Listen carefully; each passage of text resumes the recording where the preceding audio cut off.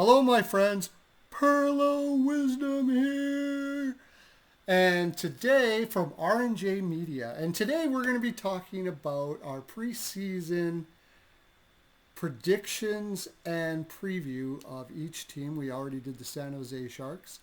We did the Columbus Blue Jackets and the Colorado Avalanche, which I did on the Ice Guys. The Ice Guys voted best sports betting podcast in North America last year, and I'm fortunate to be on it twice a week, Monday and Wednesdays, but I'd highly recommend you check it off. And of course, they only do hockey on that channel, but they are all sports bettors. Babano is freaking amazing, all sports better as well. Get yourself subbed up to that. You don't want to miss it. It's a lot of fun. And of course, if it's the best sports betting podcast, it's probably the best NHL podcast. So, yeah, we do really well. We have a lot of fun. You might want to check it out. I also did the Carolina Hurricanes on my own. Didn't get a lot of love on that one. And I don't know if I'm going to get much love on this one. It's not a huge fan base, but if you're a huge hockey fan, we're going to talk about the Seattle Kraken.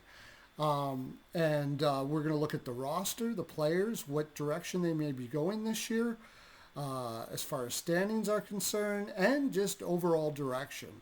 It's something that I'm going to find a little bit interesting. Before I get into the roster, I'm going to say that if you've been following me, and you've been following me when I'm talking about the Seattle Kraken, I've been saying for a while that I had a theory. The first year they came in the league in 2021, they had a gift of a draft where they were given, I believe, 4th overall or 3rd overall, and they took Beniers, which was great. Now you had 2023, 2024 drafts. Both of those drafts were not really what you call huge draft years, according to the scouts, and especially last year. And I have a theory that what they did, and it might not even just be because of the draft, is they selected a lot of veterans, tried to make a go of it early. I would imagine the owner was maybe not too interested in just sucking right out of the gate. Seattle is not a bad market, and actually they're filling the building quite a bit, and they're paying a top dollar. I've heard that the price for a Seattle ticket is the highest in the league. So if that was going to be what the owner was going to do, he was going to want a competitive product. Not going to have a competitive product if you don't have veterans. But here's the best part.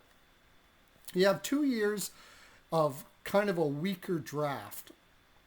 So you could just take a terrible team and try to get a lottery pick or whatever, and you could get, a pretty good, you hopefully can win the lottery and get a really good player in both of those drafts.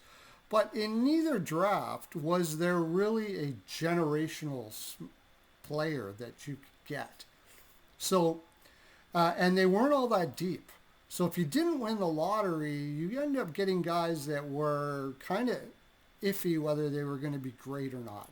And we'll see what happens in those drafts. But from what I understand, they were kind of difficult drafts to navigate. You don't want to be missing when you already don't have all that much in the lineup. Not to mention, if you do hit on a lot of these guys, most of them were projected to be like second liners. And I think one of them, they got Shane Wright. That was right. And that was the year that Slavkovsky got picked. So it wasn't really a huge, there wasn't a generational player. So if you pick those guys, what happens is, especially if you don't have a lot of veterans in your lineup, they end up having to play a lot. And when it comes down to giving them contracts, they're going to expect a lot more than maybe you think they're worth, especially if they have to go to a moderator a couple of years down the road when they're on the last years of their entry-level contracts. So they quite often will end up leaving anyways, or you'll end up paying players to play in your top lines that you're not really all that comfortable with. It's a gamble, and you see it all the time. So what I think they did, and now we'll go look at their roster, and what they do have on their roster and how they acquired a lot of the players that they have, is they went after a lot of veterans that on short-term contracts. They have Jaden Schwartz. He's coming up right away. Now they picked Jaden Schwartz up from where was St. Louis, I believe, and he was an older player, and now he's on the last year of a contract. He's making $5.5 million. So it's perfectly set up that a guy like Jaden Schwartz at 5.5 is not that bad. If they want to move him this year, they could probably get a first for him. Heart and soul guy.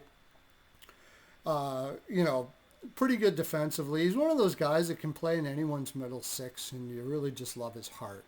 So you could probably get a first-round pick for him this year. You got Beniers.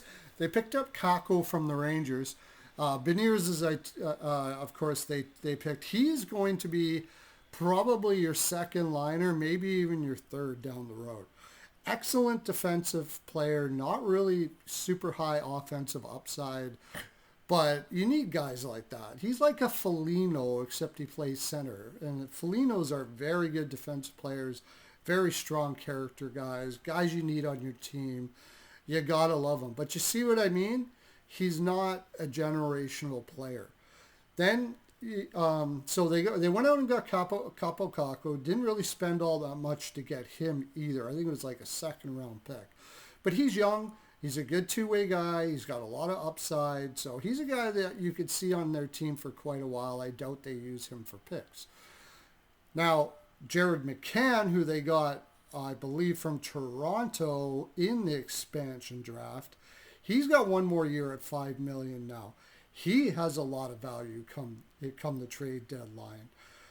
Jordan Eberle, good veteran, 35 years old, can still play. All of these guys are like second, third tweeners on really good teams that you can put in the lineup, and they benefit your team. They solidify your depth. So and come going down to playoff time when you're getting to the trade deadline and there's teams out there looking to fill out their roster, these guys are going to be very important. So Jordan Eberle is also he's 35 years old, 4.7. I don't think he would like to get moved, but at 35 years old, I don't think that he's somebody that you're going to want to keep long term here. So you could get picks from him. And now, another reason why I think this is likely the case, I think they planned it out this way, by the way, because these next two drafts are very deep, and they have a lot of high-end guys in like the top 7. Guys that can really change the landscape of your lineup. So if there's a time to tank, this is the time to do it. And this year and next year.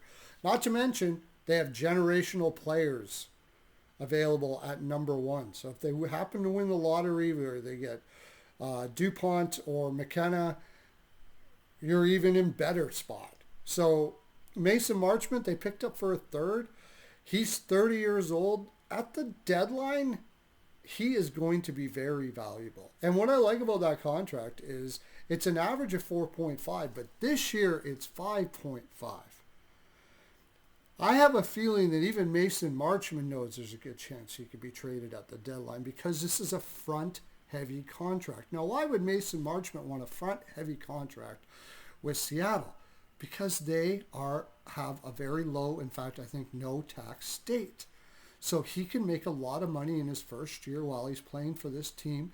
If they happen to be in a playoff spot, they can go for it. If not, he can get traded off. But he can maximize the dollars that he can make before he takes off. It's a great move and gives me more reason to think this is the direction they're going. In which case now you have Shane Wright, who is probably going to get a little more of a look here.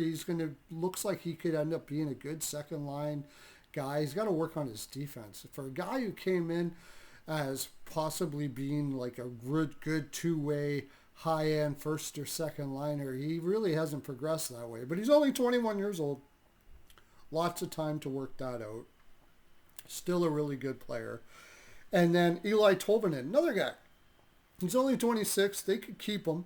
But he's a great guy to add to your team for a second or third round pick at the deadline. And you're looking at a possibility where they can just grab prospects and picks like crazy for the next two drafts. And I think they plan it this way, and I think that's what they're going to do. As far as the team itself, like I said, it's a bunch of second and third tweeners, very mixed mash, mushy type lineup. You got a guy like Chandler Stevenson, who they paid a whole lot of money for, and I doubt very much they're going to trade.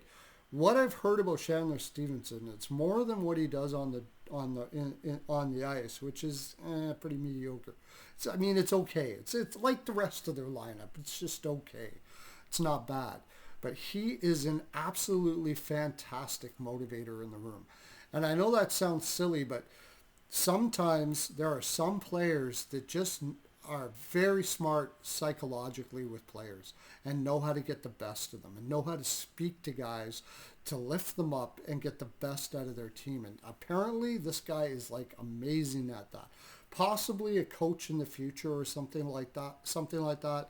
He's fantastic. And I think that's the reason why they picked him up, is he's like having another coach in the room for these young guys that are going to be coming up. On defense, Vince Dunn, you could look at moving him. He's only 20 years old. They might keep him around. Adam Larson's really fallen off the map, but there's a lot of teams out there that there's a lot of teams out there that don't follow analytics, for one. And they look at a guy who's 6'3", 209, put him in their lineup. He was a good defensive player. He's a veteran. They'll probably give you a pick for him at $5 million. The only thing is they got him for another 3 more years. It's going to be harder for people to pick him up. It's possible he may stay, but man, he is not a top pairing defenseman anymore. Not even close. He's more of a third pairing. Ryan Lindgren, I don't get it. I really don't. He's not very good. $4.5 million for 3 years. He's going to teach guys how to block shots, I guess.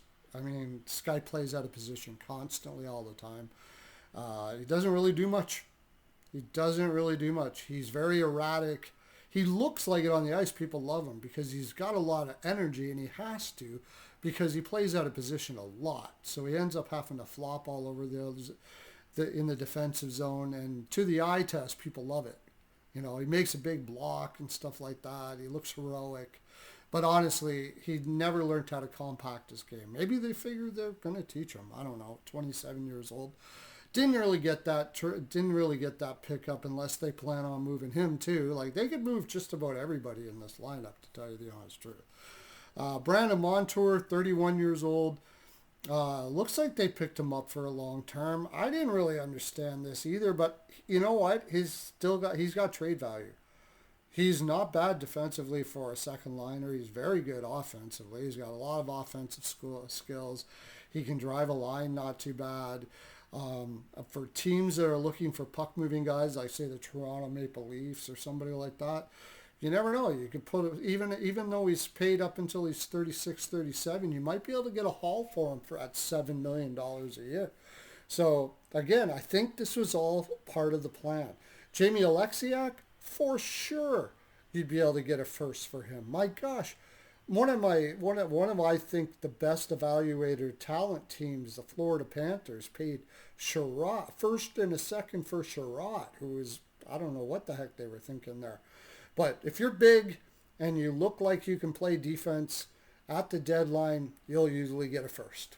And if you can get as many firsts as possible in the next 2 years, that's where this team is going to start to blossom, I think. And then Riker Evans, who I really like. He should be playing higher. I think he should be playing, Montour should be playing that top right. Evans, second pair, and Larson third. Some of these guys, they're not going to trade all these guys. They're going to need some veterans to help the young guys as they move up. Assuming I'm right in my projection. If they don't do what I'm saying, if they don't trade off this year, you got me. I have no idea what this team is doing, because this is just a clusterfuck of players that are, if you do the best you could do, you're probably going to be a bubble team, maybe barely make the playoffs and out in the first round. So yeah, I wouldn't have a clue what they were doing that way. But one thing I can say is their draft and development team seems to be very good. So what do I think they're going to do this year? I think they're going to be kind of out of the playoffs by the trade deadline, and I think they're going to start trading off players and getting picks for these two drafts. We'll see if I'm right. Joey Decord, good goaltender, probably keep him. You always need a good goaltender when you're doing a transition or a rebuild or what have you. You can call this a rebuild. I just call this, I think it has always been a rebuild. They've just found a way to get as many picks as possible to build as fast as they possibly can. And I think if that's what they're doing, it was a hell of an idea. It was a really good game plan to do this the way they did it. And I think it's going to work out really well for them. Not only that, they still had some picks to go along with this as well. They had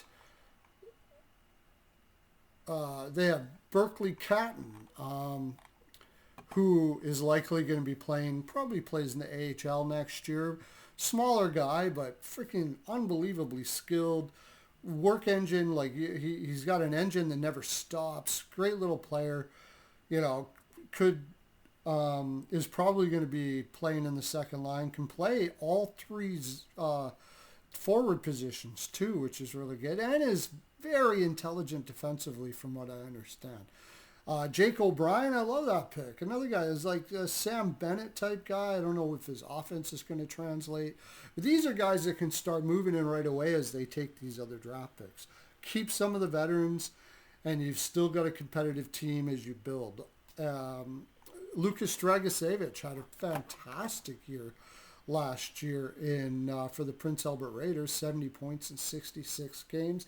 I've heard some up and down from scouts that I really trust about what he's going to be, but he's definitely a prospect, and they've got prospects from their last two drafts, so they've already built a base of prospects, and they can just build more, so they can paint a whole new picture. And here's the other thing. This is the other thing. Another reason why I think they did it this way is they kept their team competitive, bringing people to the turnstiles, getting them in the seats, made the playoffs and made some playoff money for their owner. And now the cap goes up. So they can go out and get a ton of picks the next 2 years and then grab more free agents because they have the draw, just like Florida and Dallas and all these no-tax states, that they can draw more veterans in there. Give it a go, do the best they can, and if it doesn't work out, get some more picks. I think it was a really good move. I think that's about what's going to happen for this team. I didn't even mention Yanni Nyman. I just love this guy. He's got to work on his overall game, but he's got a killer shot. He's fun to watch. He's fast. He goes in and out.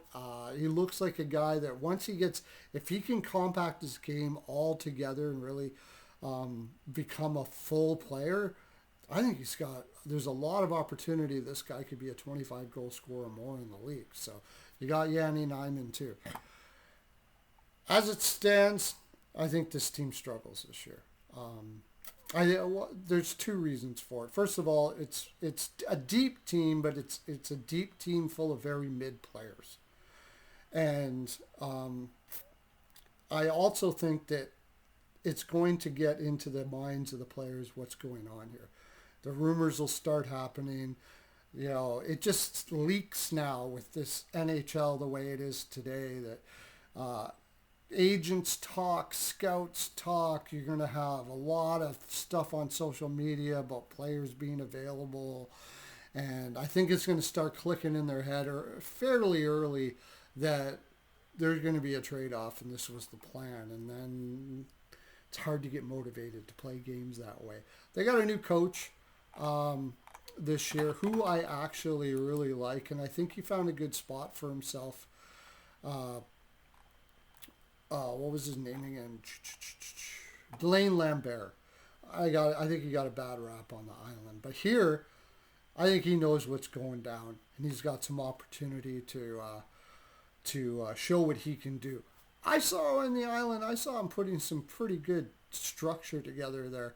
And he had a hybrid defensive system, which you kind of need today. And I think he has the patience to be able to build this team into, hopefully, what can be a Stanley Cup winning team somewhere down the road for you Seattle fans. All right, that's my full 42. Tell me what you think down in the comment section or on the Twitter, which you can get at Pearlo's NHL POW, where you're going to find me doing RNJ media work as I have a new channel that I'm going to be on, and we're going to be doing all NHL all the time. It's called Puck in Deep, and that's exactly what it is. If you like in-depth NHL hockey talk, where you talk about every single team and we talk about everything that goes on with every single team. Also, there'll be some betting stuff going on there.